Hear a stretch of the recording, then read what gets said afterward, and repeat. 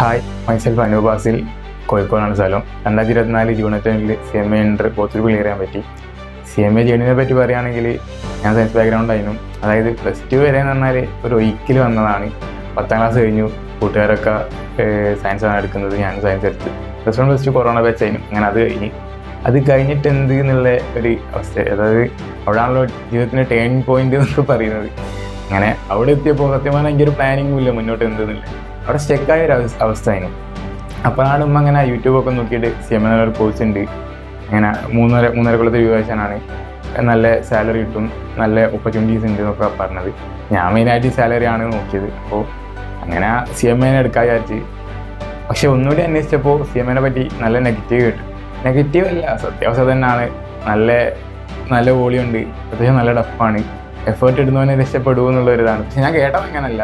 Effort ഇട്ടാലും രക്ഷപ്പെടില്ല, എങ്ങനെ പഠിച്ചാലും രക്ഷപ്പെടില്ല, അവിടെ സ്റ്റെക്കായി പോകുന്നൊക്കെ ആണ് ഇതിനെപ്പറ്റി കേട്ടത്. പക്ഷേ പുറക്കാർ പറഞ്ഞ് എടുത്ത് നോക്കിയിട്ടല്ലേ നമുക്ക് തീരുമാനിക്കാൻ പറ്റുള്ളൂ എന്നൊക്കെ പറഞ്ഞ പോലെ നല്ല സപ്പോർട്ടായിരുന്നു. അത് എടുത്ത് അങ്ങനെ ഫൗണ്ടേഷനിൽ ആസ്പെയറിൽ വന്ന് ജോയിൻ ചെയ്ത് അങ്ങനെ ഫൗണ്ടേഷൻ ക്ലാസ് തുടക്കമൊക്കെ ലോ ആയിരുന്നു. ലോ എന്ന് പറഞ്ഞാൽ ബൈഹാർട്ട് ചെയ്താൽ വലിയ പാടൊന്നുമില്ലല്ലോ ഫൗണ്ടേഷനിലോ. അങ്ങനെ ലോ ബൈഹാർട്ട് ചെയ്യാൻ തുടങ്ങി. അപ്പോൾ ഇതിനാണ് അവരൊക്കെ എത്ര വലിയ കാര്യം പറഞ്ഞത് എന്നൊരു മൈൻഡായിരുന്നു. അങ്ങനെ ലോ അത്യാവശ്യം മൂവ് ചെയ്ത് പിന്നെ അടുത്ത വന്ന അക്കൗണ്ട്സാണ്. അവിടെ കളി മാറി. അക്കൗണ്ട്സ് തുടങ്ങിയപ്പോൾ തന്നെ കാര്യം മനസ്സിലാകുന്നില്ല. ഡെബിറ്റ് എന്താ, ക്രെഡിറ്റ് എന്താ. അതായത് പാസ്സുള്ള പോലെ അധികം കൊമേഴ്സ് തരാം. ഓല് ഈ +1 +2 കുറേ കാര്യങ്ങൾ കണ്ടതും കേട്ടതും ഒക്കെ ആയതുകൊണ്ട് ഓൽക്ക് നല്ല മനസ്സിലാകുന്നുണ്ട്. എനിക്കൊന്നും മനസ്സിലാകുന്നില്ല. അവിടെ കുടുങ്ങിയൊരവസ്ഥയിലായിരുന്നു. അങ്ങനെ പക്ഷേ അക്കൗണ്ട്സ് എടുക്കാൻ ഗ്രീഷ്മാമേമായിരുന്നു.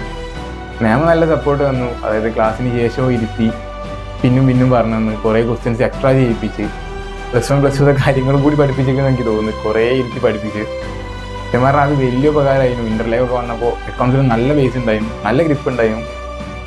അതുകൊണ്ട് ഇൻ്ററത്തെ അക്കൗണ്ട്സ് അത്രയ്ക്ക് സീനായി തോന്നിയില്ല. സത്യം പറഞ്ഞാൽ ഇൻ്ററിൽ ഫൗണ്ടേഷൻസ് ആ സപ്പോർട്ട് തന്നെയാണ് ഈ കോഴ്സ് ഇതിനെക്കൊണ്ട് പറ്റും എന്നുള്ളൊരു മൈൻഡിലേക്ക് വന്നത്. ആദ്യം വിചാരിച്ചത് എടുത്ത് നോക്കുക, നല്ല ടഫാണെങ്കിലും എല്ലാം അവിടെ നിന്ന് ഡ്രോപ്പ് ചെയ്തിട്ട് വേറെ പരിപാടി നോക്കാമെന്നുള്ളൊരു മൈൻഡായിരുന്നു. പക്ഷേ ഇൻസ്റ്റിറ്റ്യൂട്ട് നല്ല സപ്പോർട്ട് ഉണ്ടായതിനെ കൊണ്ട്, ഇൻസ്റ്റിറ്റ്യൂട്ട് മാത്രമല്ല കൂട്ടുകാർ നല്ല സപ്പോർട്ടായിരുന്നു. അവരും കുറേ ഇരുത്തി കാര്യങ്ങൾ പറഞ്ഞു തരികയും നല്ല സപ്പോർട്ടായിരുന്നു. അപ്പോൾ അങ്ങനെ ഫൗണ്ടേഷൻ കിട്ടി.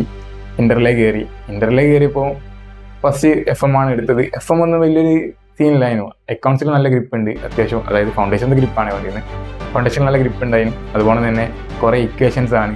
ഇക്വേഷൻ നമ്മൾ +1 +2 മാത്സിൽ കുറേ കണ്ടതും കൊണ്ട് ആ ഇക്വേഷൻസ് ഒന്നും വലിയ സീനായി തോന്നിയില്ല. അങ്ങനെ FM ഒക്കെ വന്ന് DT തുടങ്ങി. DTയിലും കാര്യങ്ങൾ മനസ്സിലാകാൻ കുറച്ചൊരു പാടായിരുന്നു. പക്ഷേ ഇൻസ്റ്റിറ്റ്യൂട്ടിലെ രാഹുൽ സാർ നല്ല സപ്പോർട്ടായിരുന്നു. അത് സാറ് കാര്യങ്ങൾ നല്ല വൃത്തിക്ക് നല്ലോണം എക്സ്പ്ലെയിൻ ചെയ്ത് തന്നു. അങ്ങനെ DTയും കയറി തുടങ്ങി. പക്ഷേ DT ഒക്കെ ഒരു എക്സാം വരുമ്പോൾ തീരെ മാറ്റും. കാരണം നമുക്ക് കാൽക്കുലേഷൻ മാത്രമേ റെഡിയാവും, നോട്ട്സ് ചെയ്താണ്. ഈ DTക്കുള്ളൊക്കെ മെയിനായിട്ടുള്ള സംഭവം ഈ നോട്ട്സാണ്. പക്ഷേ അതൊക്കെ പിന്നാണ് മനസ്സിലാവുന്നത്. അങ്ങനെ സാറ് പറഞ്ഞ് നോട്ടാണ് പ്രധാനം, നോട്ട് ചെയ്തണം, കുറേ കാര്യങ്ങൾ ശ്രദ്ധിക്കാണ്ട് ജസ്റ്റ് ഇങ്ങോട്ട് എഴുതിയിട്ട് കാൽക്കുലേറ്റ് ചെയ്ത് അങ്ങോട്ട് കണ്ടുവച്ചിട്ടൊന്നും കാര്യമല്ല. നല്ല വൃത്തിക്ക് പ്രസൻറ്റ് ചെയ്യാൻ പറ്റണം.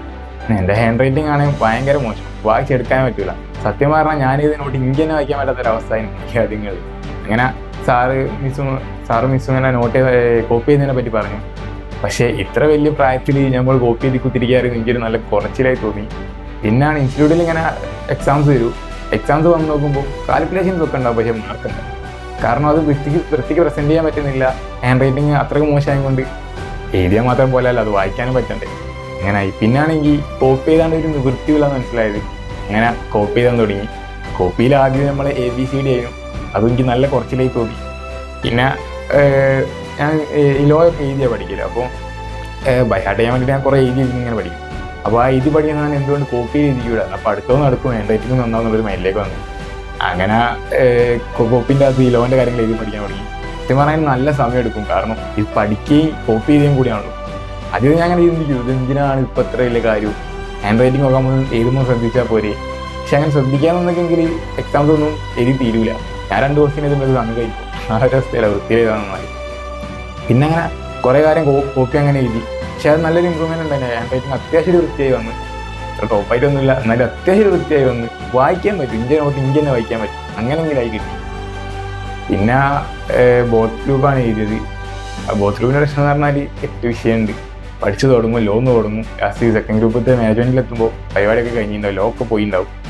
സെക്കൻഡ് ഗ്രൂപ്പ് അന്നേരം ഓർമ്മ ഉണ്ടാവും. തിരിച്ച് ലോയിലേക്ക് പോയാൽ ബാക്കിയൊക്കെ പോയി. ആ ഒരു അവസ്ഥയിലായിരുന്നു. എന്നിപ്പോൾ സാറോട് പറഞ്ഞു പറ്റുന്നില്ല, ബോത്ത് എഴുതാൻ കഴിയൂല, ഫസ്റ്റ് ഗ്രൂപ്പ് എൻ്റെ കഴിയൂല, കാരണം അത്രയ്ക്ക് ഓളിയുണ്ട്, പഠിച്ചെത്തുന്നില്ല, പഠിച്ചിട്ട് തീരുന്നില്ല, തീർന്നാൽ തന്നെ കാര്യങ്ങളൊക്കെ മറന്നു പോവുക. ആ ഒരു അവസ്ഥയിലായിരുന്നു. അപ്പോൾ സാറ് കുറച്ച് ഷോർട്ട് നോട്ട്സ് തന്നു. പിന്നെ നമ്മളോട് തന്നെ പഠിക്കുമ്പോൾ ഷോർട്ട് നോട്ട് പ്രിപ്പയർ ചെയ്യാൻ പറഞ്ഞു. കാരണം ബോത്ത് എഴുതുമ്പോൾ 8 ദിവസം അടുപ്പിച്ചാണ് എക്സാം, റിവിഷന് പോലും മര്യാദയ്ക്ക് ടൈം ഉണ്ടാവില്ല. അന്നപ്പോൾ ഈ ഷോർട്ട് നോട്ടൊക്കെ ഉണ്ടെങ്കിലേ കഴിച്ചിലാവുന്ന ഒരു ഇത് വന്നപ്പോൾ ഷോർട്ട് നോട്ട്സൊക്കെ എഴുതി സെറ്റാക്കി. പിന്നെ ഒരുപാട് ക്വസ്റ്റ്യൻ എഴുതിയിട്ടുണ്ടായിരുന്നു. ക്ലാസ്സിൽ തന്നെ ഒരുപാട് ക്വസ്റ്റ്യൻസ് എഴുതിയിട്ടുണ്ടായിരുന്നു. അതായത് ഇൻസ്റ്റിറ്റ്യൂട്ട് മെറ്റീരിയലത്തെ ക്വസ്റ്റ്യൻസൊക്കെ ക്ലാസ്സിൽ നിന്ന് ചെയ്തു, RTP MTP. പിന്നെ CA മെറ്റീരിയലത്തെ ക്വസ്റ്റ്യൻ കൂടി ക്ലാസ്സിൽ നിന്ന് തന്നെ വർക്കൗട്ട് ചെയ്യുന്നത്. അതായത് ബോർഡുമ്മൽ സാറ് പറഞ്ഞതിന് പകരം സാറ് ക്വസ്റ്റ്യൻ തരും, നമ്മളത് വർക്കൗട്ട് ചെയ്യും. ആ ഒരു രീതിയിലായിരുന്നു. അപ്പോൾ നമ്മളെവിടെയാണ് മിസ്റ്റേക്ക് വരുന്നത് സാർ അവിടെ നമ്മളെടുത്ത് വന്ന് തിരുത്തി തരും. കോൺസെപ്റ്റ് ക്ലിയർ ആയില്ലെങ്കിൽ ഇൻഡിവിജ്വലി പറഞ്ഞുതരും. സത്യമായ നല്ല ഹെൽപ്ഫുൾ ആയിരുന്നു. കാരണം പിന്നെ നമുക്ക് വീട്ടിൽ പോയിട്ട് ഒന്നും പഠിക്കേണ്ട കാര്യമില്ല, കാരണം അത്രയും വൃത്തിക്ക് തന്നെ ക്ലാസ്സിൽ തന്നെ പഠിച്ചിട്ടുണ്ടാവും. പിന്നെ വീട്ടിൽ പോയിട്ട് ചെയ്ത ക്വസ്റ്റ്യൻസ് തന്നെ ഒന്നുകൂടി ഒന്ന് റിപ്പീറ്റ് ചെയ്താൽ പക്ക. ആ ഒരു രീതിയിലായിരുന്നു പോയിക്കൊണ്ടിരുന്നത്. സ്റ്റഡി ഒക്കെ അങ്ങനെ പോയി. പിന്നെ സ്റ്റഡി ലീവിൻ്റെ ടൈമാണ്. സാറ് പറഞ്ഞിരുന്നു സ്റ്റഡി ലീവിൻ്റെ ടൈമിന് നമ്മൾ എന്ത് ചെയ്യുന്നതാണ് സത്യം പറഞ്ഞാൽ നമ്മുടെ റിസൾട്ടിൽ വരിക. അതുവരെ പഠിച്ചു പോയിട്ട് ചില കണ്ടിട്ട് അതുവരെ പഠിച്ചു പോകും. സ്റ്റഡി ലീവിൻ്റെ ടൈം എത്തുമ്പോൾ എന്നെ കൊണ്ട് പറ്റുന്നില്ല കാരണം അവിടെ നിർത്തിയ റിസൾട്ട് സ്വാഭാവികമായിട്ട് നല്ല ബാക്കോട്ട് പോകും. നേരെ നിർത്തി സ്റ്റഡി ലീവിൻ്റെ ടൈമിന് മാത്രം നല്ല വൃത്തിക്ക് പഠിച്ചിട്ട് ക്ലിയർ ആവുന്നതുകൊണ്ട്. അപ്പോൾ സാറ് പറഞ്ഞിരുന്നു ആ ഒരു മെയിനായിട്ടുള്ളൊരു ടൈമാണ്. കാരണം ആ ടൈമിനും ഒരുപാട് ക്വസ്റ്റ്യൻ ചെയ്യാന്നുള്ളത് തന്നെയാണ് എനിക്ക് ചെയ്യുന്നത്. കാരണം സീനിയേഴ്സിനോടൊക്കെ ചോദിച്ചപ്പോൾ ഒരുപാട് ക്വസ്റ്റ്യൻ ചെയ്ത് പ്രാക്ടീസ് ഉണ്ടെങ്കിൽ നമുക്ക് കുറേ ക്വസ്റ്റ്യൻസ്, അതായത് എക്സാം അതായത് അറ്റൻഡ് ചെയ്യാൻ നല്ല വൃത്തിക്ക് അറ്റൻഡ് ചെയ്യാൻ പറ്റുമെന്ന് കേട്ടു. അങ്ങനെ കുറേ ക്വസ്റ്റ്യൻസ് സ്കാനറിൽ നിന്ന് ചെയ്തു. സ്കാനറിൻ്റെ ക്വസ്റ്റ്യൻ ചെയ്തപ്പോൾ സത്യം പറഞ്ഞാൽ എനിക്കൊരു കോൺഫിഡൻസ് വന്നു. മറ്റേ പ്രശ്നമുണ്ട്, അതായത് 8 പേപ്പറിന് വിഷയമുണ്ട്, പക്ഷെ എന്നാലും ഒരു കോൺഫിഡൻസ് വന്നു. ഒരു ക്വസ്റ്റ്യൻ കണ്ടാൽ നമുക്ക് അറ്റൻഡ് ചെയ്യാൻ പറ്റുമെന്നൊരു കോൺഫിഡൻസ് വന്നു. അങ്ങനെ പിന്നെ ഇൻസ്റ്റിറ്റ്യൂട്ടിൽ ഇത് തുടങ്ങി, മോഡൽ എക്സാംസ് തുടങ്ങി. നല്ല കോൺഫിഡൻസിലാണ് വന്ന് എക്സാം ചെയ്തത്. എക്സാമൊക്കെ എഴുതി. പക്ഷേ എക്സാമിൻ്റെ ഒരു പ്രശ്നം എന്താ വെച്ചാൽ എനിക്ക് നല്ല മൊത്തം കവർ ചെയ്യാൻ പറ്റിയില്ല. കുറച്ച് ക്വസ്റ്റ്യൻസ് അറ്റൻഡ് ചെയ്യാൻ പറ്റിയുള്ളൂ. പക്ഷേ എന്നാലും വേണ്ടിയില്ല, നല്ല വൃത്തിക്ക് അറ്റൻഡ് ചെയ്യാൻ പറ്റിയെന്നുള്ളൊരു വിശ്വാസത്തിലാണ് പോയത്. അതിൻ്റെ മാർക്ക് വന്നപ്പോൾ മര്യാദയ്ക്ക് ഒന്നിലും മാർക്കില്ല. അതായത് സത്യം പറഞ്ഞാൽ പ്രശ്നം ഇവിടെ വന്ന് സാറെന്നെ പറഞ്ഞു അറ്റൻഡ് ചെയ്യുന്ന ക്വസ്റ്റ്യൻസിന് എണ്ണം ഭയങ്കര കുറവാണ്. അതായത് ഞാൻ നല്ല വൃത്തിക്ക് അറ്റൻഡ് ചെയ്യാനാണ് നോക്കുന്നത്, പക്ഷേ ക്വസ്റ്റ്യൻസിൻ്റെ എണ്ണം കുറയുകയാണെങ്കിൽ സ്വാഭാവികമായിട്ട് മാർക്ക് ഉണ്ടാവില്ല. അങ്ങനെ വന്നു. സത്യം പറഞ്ഞാൽ ഞാൻ നല്ല ഡൗൺ ആയി. കാരണം നല്ല കോൺഫിഡൻസിലാണ് മോഡൽ എക്സാം ചെയ്തത്, മാർക്ക് വന്നില്ല. പിന്നെ ബോത്ത് എഴുതാൻ നമ്മൾ സ്വാഭാവികമായിട്ട് എല്ലാവരും ഇങ്ങനെ പറയില്ല ബോത്ത് എഴുതാൻ പോകുന്നത്. സിംഗിൾ ഗ്രൂപ്പിൽ നിന്ന് കൂട്ടുകാരുണ്ട്, അവരോട് ഇങ്ങനെ ഞങ്ങൾ ബോത്താണ് എന്നൊക്കെ ഒരു അഹങ്കാരത്തിൽ നിന്നതായിരുന്നു. സത്യം പറഞ്ഞാൽ അവിടെ മൊത്തം ഡൗൺ ആയി. അങ്ങനെ സാറോട് പോയി സങ്കടം പറഞ്ഞു, സാറേ പറ്റും, നടക്കുന്ന പരിപാടിയില്ല, ഇത്രയും കാലം അഹങ്കാരം പറഞ്ഞ് നടന്നോണമല്ല, ബോത്തിൽ പോന്നു, കൈമേൽ നിൽക്കുന്നില്ല എന്ന് പറഞ്ഞു. പക്ഷേ സാറ് നല്ല സപ്പോർട്ടായിരുന്നു. എഴുതി നോക്ക്, ഫസ്റ്റ് അറ്റൻഡ് ആണല്ലോ, എഴുതി നോക്കുന്നതിന് പ്രശ്നമൊന്നുമില്ല എന്നൊരു മൈൻഡായിരുന്നു. അതെന്നെ വീട്ടിലും പോയി പറഞ്ഞു. വീട്ടിൽ ഇങ്ങനെയല്ല പറഞ്ഞത്, ഉമ്മനെ പോയി പറഞ്ഞ് നിങ്ങൾ പറഞ്ഞ വോയിസാണ്, നിങ്ങളെന്നെ കൊണ്ടുപോയി ചാടിച്ചില്ലെന്നൊക്കെ ആയിരുന്നു. വീട്ടുകാർ വെറുതെ ടെൻഷനാക്കിയിട്ടു.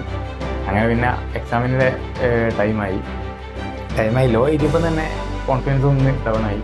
സത്യം പറഞ്ഞാൽ അതൊരു ഉപകാരമായിരുന്നു. കാരണം പിന്നെ ഒരു ടെൻഷനില്ല. അതായത് പിന്നെ ഇനി കിട്ടുകയാണെങ്കിൽ കിട്ടട്ടെ എന്നൊരു മൈൻഡിലേക്ക് വന്ന്. അപ്പോൾ എക്സാംസ് നല്ല കൂളായി തന്നെ പ്രിപ്പയർ ചെയ്ത് കൂളായി തന്നെ അറ്റൻഡ് ചെയ്യാൻ പറ്റി. കുറേ കേട്ടിട്ടുണ്ട് ഈ എക്സാമിൻ്റെ ടൈമിൽ പ്രഷറായിട്ട് കുറേ മിസ്റ്റേക്സ് കിട്ടുന്നില്ല. സത്യം പറഞ്ഞാൽ ആ ലോൻ്റെ എക്സാം അങ്ങനെ ആയതുകൊണ്ട് അതിൽ നിന്നൊക്കെ ഒരു മോചനം കിട്ടി. അങ്ങനെ എക്സാംസൊക്കെ എഴുതി, റിസൾട്ട് വന്ന്. അങ്ങനെ ഫസ്റ്റ് അറ്റൻഡ് തന്നെ CMA എൻട്രി ബോത്തിൽ ക്ലിയർ ചെയ്യാൻ പറ്റി. എൻട്രി ഒക്കെ ടഫാണെന്ന് ചോദിക്കുന്നവരോട് സത്യം പറഞ്ഞാൽ ടഫാണ്. നല്ല വോളിയുണ്ട്, വാല്യുവേഷൻ നല്ല ടൈറ്റാണ്, ക്വസ്റ്റ്യൻസും നല്ല സ്റ്റാൻഡേർഡാണ്. പക്ഷേ അത്യാവശ്യം നല്ല എഫേർട്ട് ഇട്ടിട്ട് നല്ലൊരു പാറ്റേണിൽ പഠിച്ചു വന്ന് ഏതൊരാൾക്കും ക്ലിയർ ചെയ്യാൻ പറ്റുന്നതേ ഉള്ളൂ. സയൻസ് ബാക്ക്ഗ്രൗണ്ടിൽ നിന്ന് വന്ന് എന്നെക്കൊണ്ട് ഇത് ക്ലിയർ ചെയ്യാൻ പറ്റിയെങ്കിൽ ഓരോരുത്തർക്കും ഇത് ക്ലിയർ ചെയ്യാൻ പറ്റും. പിന്നെ എൻ്റെ CMA ജേണി എളുപ്പമായി. സത്യം പറഞ്ഞാൽ ഞാൻ നല്ല സ്ട്രഗിൾ ചെയ്യേണ്ടതായിരുന്നു. പക്ഷെ നല്ല സപ്പോർട്ടാണ് കിട്ടിയത്, വീട്ടിൽ നിന്നായാലും സാർമാരെ അടുത്തു നിന്നായാലും. പിന്നെ കൂട്ടുകാർ നല്ല സപ്പോർട്ട് ചെയ്ത് ഈ ജേണിയിൽ. അതായത് നമ്മളെപ്പോൾ ഡൗൺ ആകുമ്പോൾ നമ്മളെ പിന്നെയും മോട്ടിവേറ്റ് ചെയ്ത് വാടാ ഞങ്ങളുടെ കൂടെ ക്വസ്റ്റ്യൻ ചെയ്യുക, പഠിക്കുക അങ്ങനെയൊക്കെ പറഞ്ഞ ഒരുപാട് ഫ്രണ്ട്സ് ഉണ്ടായിരുന്നു. സത്യം പറഞ്ഞാൽ ഓലൊക്കെ സപ്പോർട്ട് കൊണ്ടാണ് ഇത് ഇത്ര എളുപ്പമായത്. അവരോടൊക്കെ നന്ദി പറയുന്നു.